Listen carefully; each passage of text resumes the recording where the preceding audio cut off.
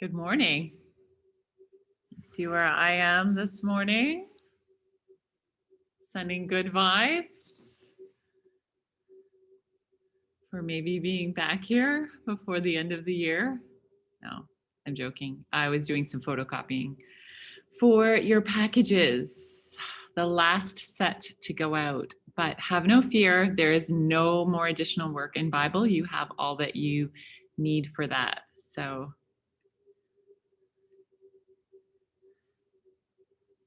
how are you guys doing? Feel like I'm going to get the teacher answer, which is fine.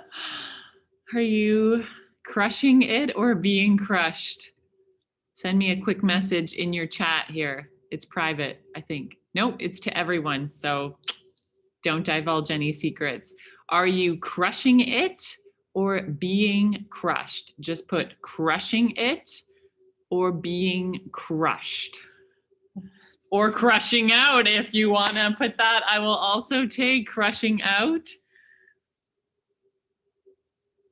All right, so while we're waiting for a couple more people to join us, I've asked you to put crushing it, being crushed, or crushing out in our chat to let us all know how you're doing.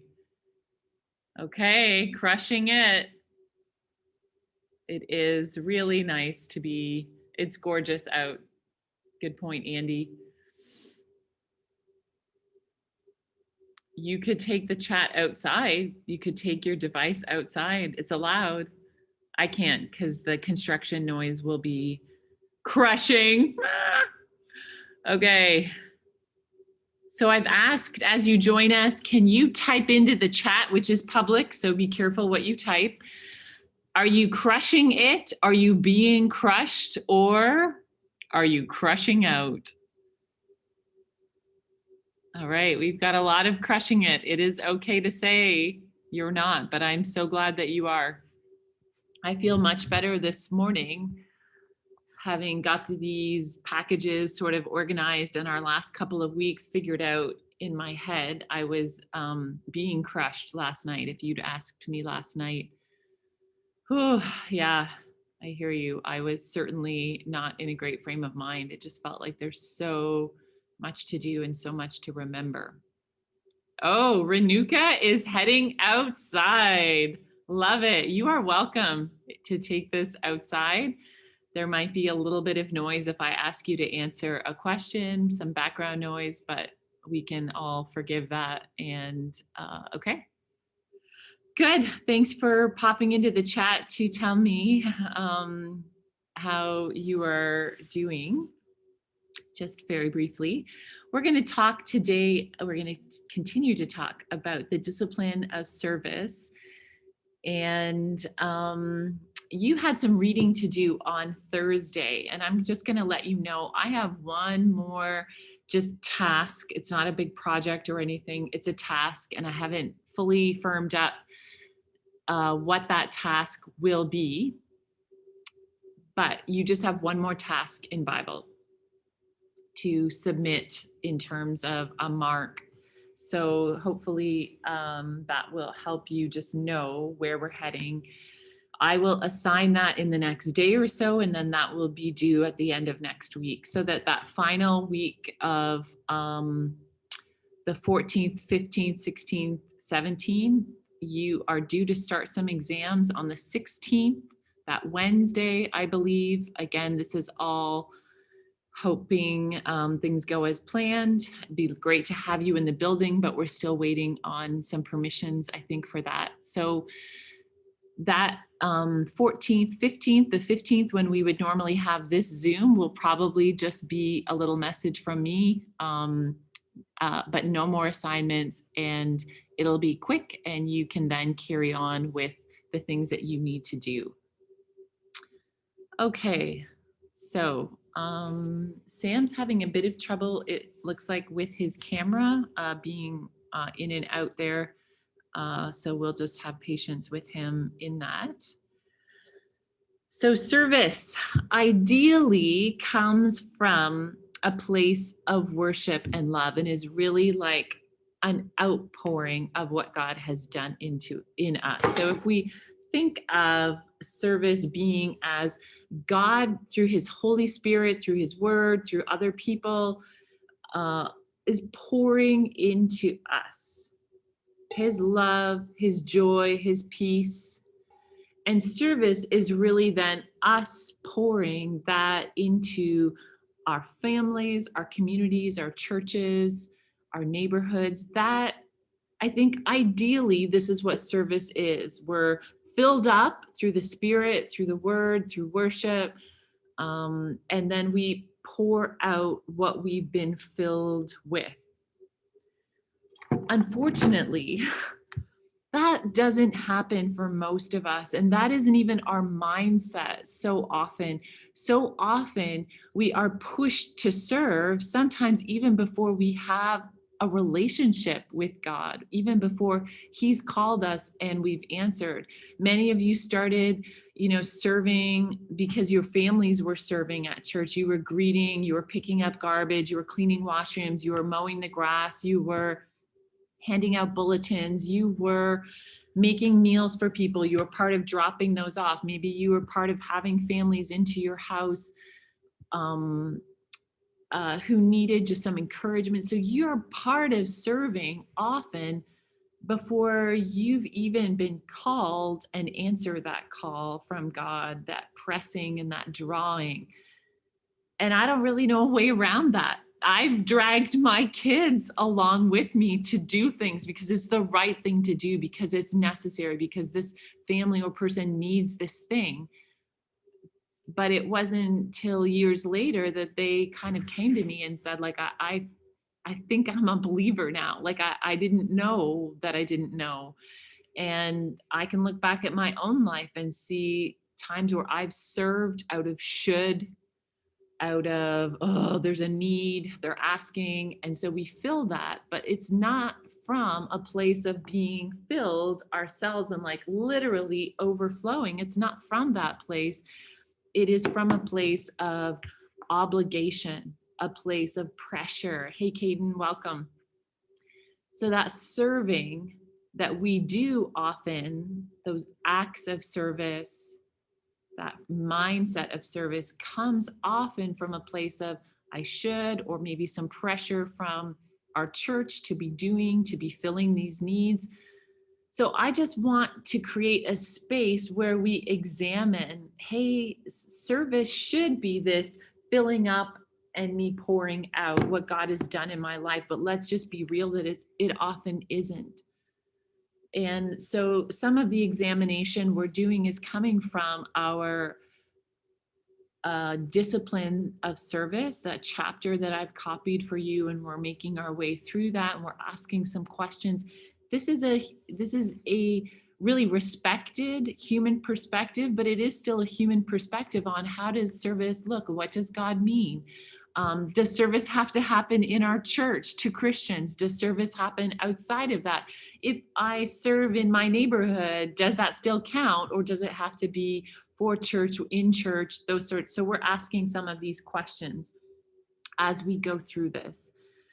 And I think it's good to acknowledge that sometimes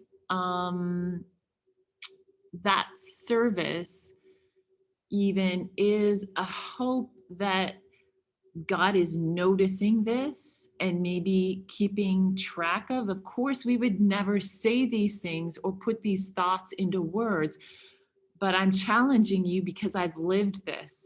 And it's really easy when you're in Christian school and in Christian, in church, in these places, to begin doing these things, hoping God is noticing, hoping he's keeping scores. And it's almost like favor management, so that when you need something or when you pray something to him, he will see that you have been faithful to do these things, and you will get the answer you believe you need, certainly the answer you want. And I'm challenging you with this because this creeps in without us realizing it. I would have never said that's how I operate. And yet, when God said no to some things that I felt entitled to, it sort of unraveled me because I had served so faithfully and done these hard things or unpleasant things for so long. I felt like I was in some way banking God's favor, so that when withdrawal time came around, I kind of was owed these favors, because that's how we work humanly. That we just, without realizing it, it's a favor management process. And if we're not careful and if we're not observing, that's what's going to happen with God. That we're going to be serving, banking this stuff, expecting and hoping for a withdrawal when we need something. Your reading talked about how Jesus didn't just reverse the pecking order, and so make the bottom guy the top guy and the top guy the bottom guy, like some kind of Robin Hood. Jesus didn't just reverse it, he abolished it. He's like, no, there isn't a pecking order. You don't rise in the ranks in the way that you do in the world. But I want to be careful to clarify, because I read your responses, some of you who've submitted those. I've read that, and I want to clarify that I don't think God is a communist either. So he's not constantly trying to level it all out so everyone has the same thing. And you're welcome to press back on this. Like, I'd love some dialogue on this, but think about it. If God was a communist and he wanted us all to be equal and all have the same amount of giftedness and money, then he wouldn't have created us, some of us, with more gifts than others. And the parable of the talents seems to acknowledge that some people start out with 5 and some people start out with 1. And you're like, preach it, sister, that's me with 1. That's how it is. God doesn't give everyone 5. Think about people who are born with physical, mental handicaps. That's already from the get-go challenge. That's already an unequal playing field. What about someone who is born to Christian parents who love the Lord? That is an unequal playing field in that sense, to someone who is born in a developing country as an orphan. Like, how do you make sense of this other than God has a beautiful purpose and a plan for each one of us, but it's not the same. We're not given the same things and the same amount of those things even. But the beautiful thing with God's kind of hierarchy is he says, draw near to me and I'll draw near to you.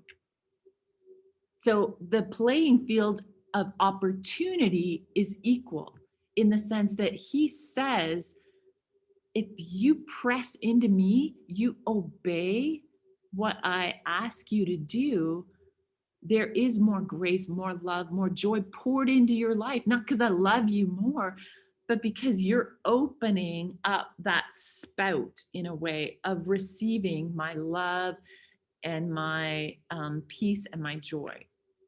So I want to clarify that it doesn't mean there are no favorites in God's kingdom, in the sense that it's all the same. Because in James clarifies, hey, don't show favoritism to someone and like raise them up and say, ooh, you look important, come sit here at this important place. Or you automatically have like a place in my life and I listen to you because you have a great education or because you have a lot of money. James says, don't show favoritism to someone who comes into your church because of the way they're dressed or because of the money they have. Don't do that. That's evil. That's what the world does. But I can't find anywhere in God's word where it says don't show favoritism based on obedience or based on choices. It says don't show favoritism on outward appearance, but it doesn't say, hey, teachers, don't warm up and gravitate to kids who obey and understand and crave more. I can't see that in God's word. In fact, John talks about himself as being the disciple who Jesus loved.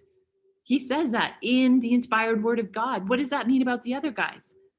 Did Jesus love John or John and Peter and James a little more? It would seem like he did, because on the Mount of Transfiguration, he shows himself in his like other form, his kingly form, in a way that he doesn't show all the 12. So we've got to wrap our heads around, we keep trying to in some way say that God gives to all. I feel like there's equal opportunity, but what are we doing with that? So maybe all the 12 had the opportunity to press in and say, I want to know more. Show me more, teach me more. I want to be with you more. But only those 3 said, I really want to, and I'm going to sacrifice these things or this stuff in order to do that. I don't know, but as I see it, they were more blessed who saw the transformed, transfigured Jesus. What do you guys think about that? Anyone want to weigh in and say, I don't know about that?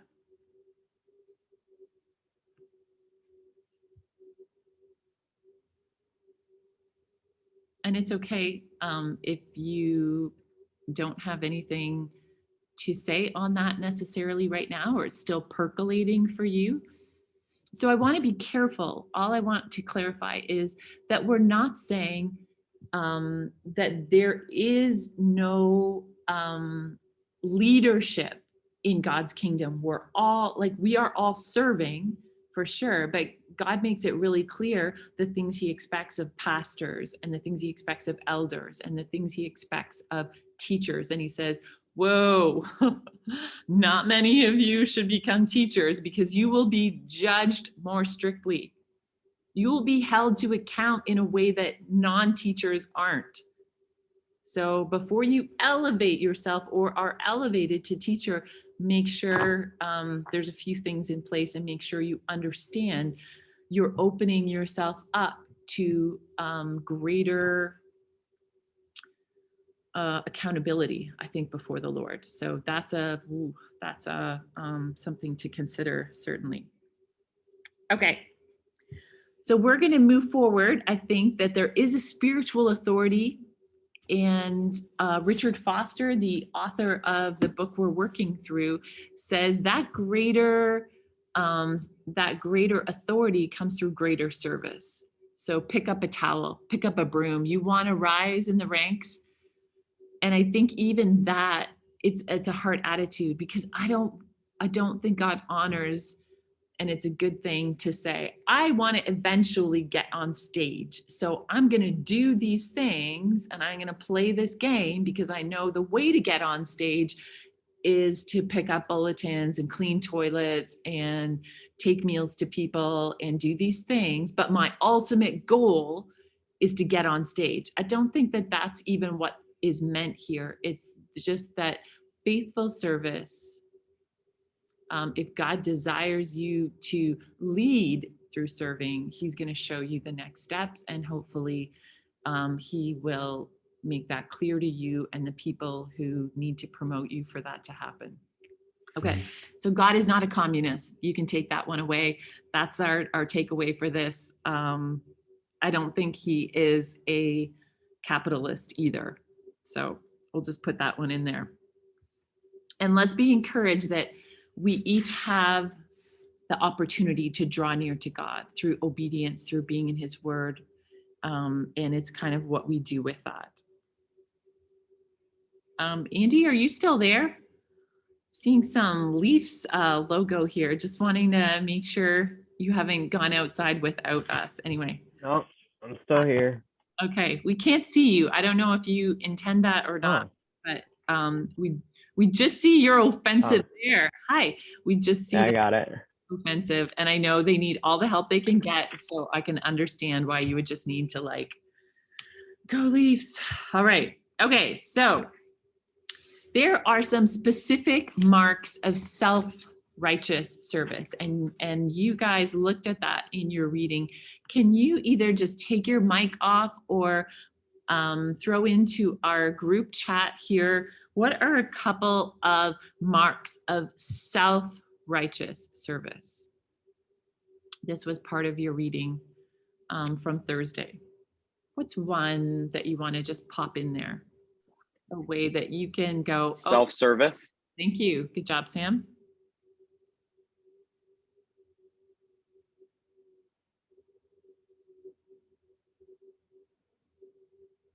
You do have till Thursday to do this, but I know a couple of you are done. How can we tell the difference between service that is this, I've been poured into by God and I'm just like overflowing, and service that is, I should, or that favor management idea that we talked about? How can we tell the difference between what's a marker of, ooh, that's definitely self-righteous service?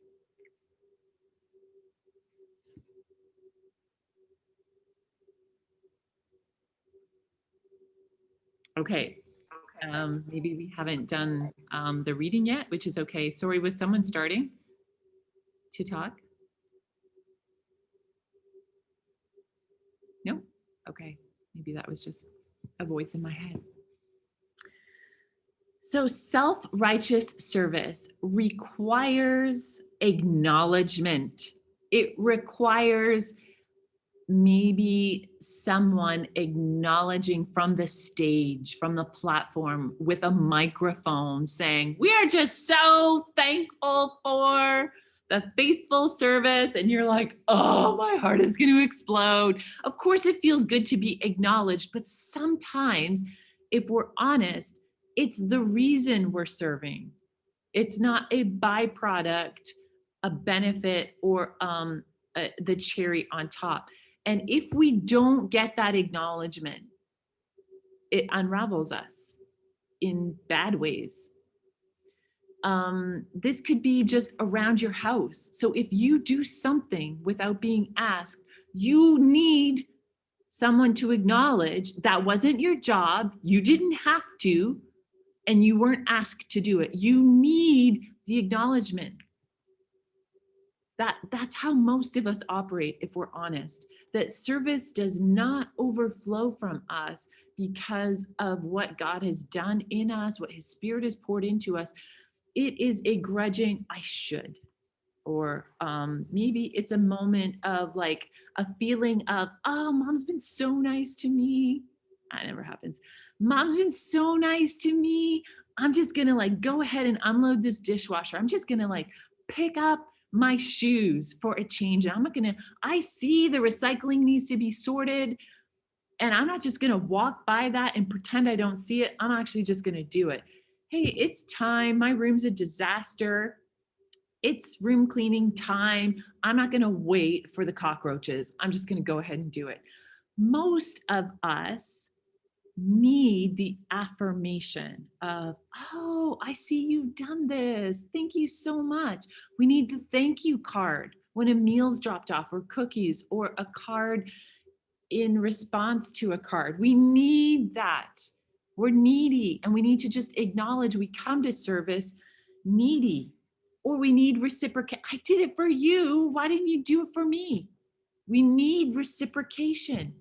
Those are indications this is not this outpouring, overflowing. This is self-righteous and needy. And it's okay to acknowledge, I really thought you would do that for me because I did that for you. Self-righteous service is like whimsical in the sense that when I feel like it, when I'm emotionally stable, which is never. Oh no, there are moments, for sure there are moments of stability. but it's an emotional feeling of, I feel good right now, so I'm going to sign up to do that, or I'm going to do that for that person. But then that emotion changes and we're feeling, this isn't a good time for me. I don't really want to do this. So that's another way to know, oh, that might be self-righteous service. Another really subtle thing is, um, we have to be doing something for someone. And I've noticed this in myself with the whole Parker situation. I love Mrs. Parker, but like that meal train goes on Facebook, and I'm not on Facebook a ton, but that fills up like people, it's their job. Like they're waiting for that meal train and it's gone. And then I'm like, I didn't sign up for a meal. She's going to think I don't like her. She's going to think I've forgotten about her. She's going to think I don't care. What else can I do to like let her know that's not necessarily from God? That's coming from my need to show her that I love her and I'm tracking with this. But if God has filled up that meal train when I didn't even know it was on there, that might be an indication He wants me to pray. But what if she doesn't know I'm praying for her every single day? What if she doesn't know that? Then, like, do you see how our human emotions can get in here, and a good thing can kind of become a bad thing because of our motivations, and it's subtle. So that neediness to be doing something, and that like, oh, prayer isn't enough because no one sees prayer unless I'm doing it in public, unless I'm telling her, hey, I'm praying for you, which is again not a bad thing. That's encouragement. Do you see though how subtle our self-righteousness can be in even something that's supposed to be as lowly and humble as service? So how do we cultivate this humble attitude of service? Because it needs to be cultivated. And I just want to remind you, a cultivator, if you're out of touch with farming, is sharp. The thing that goes in and plows up the ground before the spring planting is sharp. And if the ground had feelings, they would say, ouch, that hurts. So if we're cultivating humility and an attitude of service, it's going to get in there and dig up the hard ground, maybe our hard hearts, or maybe what we thought we knew. And it's gonna mess it all up because that's what it needs to before those seeds get planted. So how do we cultivate humility? I think the discipline of service helps, so that you as a young man or young woman says, I need this. I don't want this. This is hard. I need to serve. And right now it's in your family. You're basically hardly even allowed to serve other people. So that's where your service is going to happen right now, the discipline of that service. So I want to encourage us to go back to, hey, have you answered God's call on your life? Are you walking with Him? Because we really have no business leapfrogging over that and saying, I'll just serve. Are you spending time in His Word? Are you drawing near to Him? Because if we're not, to leapfrog over that, say, well, I don't need to read my Bible, I'm just going to serve. It's wrong. It's all that self-righteous stuff. It's coming from a wrong place in our hearts. So I want to encourage you as you think about service and that discipline of service. If you haven't made that first decision to serve God and not yourself, to accept His gift, hey, do it now, do it today, do it right now. Say, okay, I give. If you have made that decision and you say that was a few years ago, a couple years ago, and you are not walking with Him, you are walking in disobedience and you know it. You're like, there are things in my life I'm well aware of that are hindering me. They're tripping me up. they're quenching my desire even to be in his word. I'd encourage you, get rid of those things. Repent, go back and say, okay, God, I want what I had with you before these things crept in without me even realizing they're there. I want that closeness and that intimacy that I remember having at this time in my life, or when I answered your call. So before we can serve, we really want to be walking with the Lord as closely as we can. We're always going to have our blind spots where you're like, oh my goodness, I didn't even know I was doing those things or had those attitudes. He's going to reveal those. We don't have to be perfect to serve. Our society likes to make it so that you have to be perfect before you do anything. But guess what? You won't do anything. You're going to make mistakes. It's okay. You're going to change what you believe about theology on small levels and go, oh, I didn't realize that. I'm going to look back probably in 10 years and say, oh, I was really hard on them about these things, or I wasn't hard enough about these other things, because I'm growing. It's a journey. But we need to, before we serve, make sure that it is serving from a place of overflowing. So if you're not allowing God to pour into you through his word, through music, through meeting with other believers, even if it's on the demon Zoom, you're not going to be filled up to pour out. You're not. You're going to be pouring from a place of emptiness and duty and should, and you're going to dry up. So those are the two categories. The third one, if you are walking with the Lord, and none of us are perfect, but you are trying to be in his word regularly, you are trying to listen to things, podcasts, music that draw you and open that path for God to speak into you and fill you up. If you are trying to do that, I want to encourage you to serve, to think about first in your house.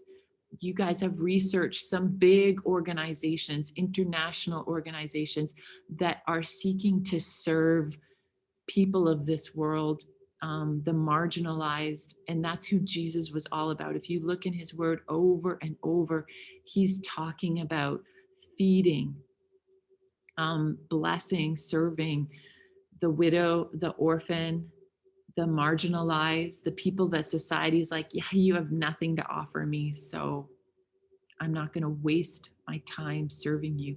I can't get anything back from you. You will never reciprocate service or this favor to me. So there's no point. I'm going to spend my time investing in people who can give back. That's what our society says so much of the time. And that's where Jesus reverses that, undermines that pecking order and says, no, we don't serve to get something back. We serve because we have been filled up and we pour out. So if that's where you are in that third category of, yeah, I think that's me, Mrs. Ong, I want to encourage you, discipline yourself to serve.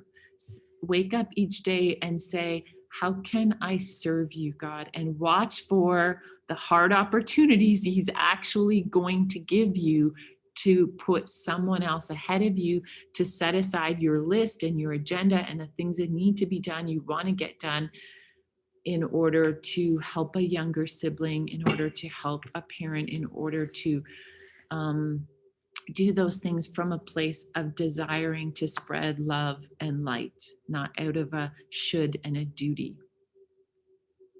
Okay. So are we choosing to serve in the sense that I'm then choosing what opportunities I'm going to, or am I saying, I'm your servant, God, you tell me how I can serve you? You see how those two are really a little bit different?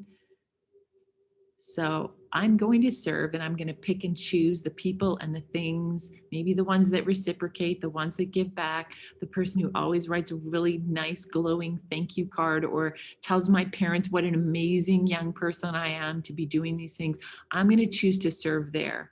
Or are we saying, I'm your servant, God, you tell me what it looks like today? And maybe it won't be a hard thing today, but there will be a discipline of humility and service as we open up and say, I'm yours. You tell me, God. You show me. And he's going to make it obvious. You're going to know, and you're going to have a choice to make. I'm going to have a choice to make in that moment. Okay, that's all that I had for today. I'm going to try really hard now that your packages are done up and you have no new work. As I say, we're just working through that chapter. So I'm going to try in the next day or so to get your work for Thursday up there. And that will be your last assignment for this course. So the completion of that, if you haven't done the reading and the questions from last week, you've got time now. You've got 20 minutes I haven't used, you've got 20 minutes plus that I haven't used. So please take the time to do that. That does count for marks. But more than that, it's hopefully, it's actually relevant to life beyond school. So take your opportunities to do that. I'll get that work up in the next day or so, and then it will just be like a seminar with me next week that wraps things up, and maybe there'll be an opportunity to chat about some things then.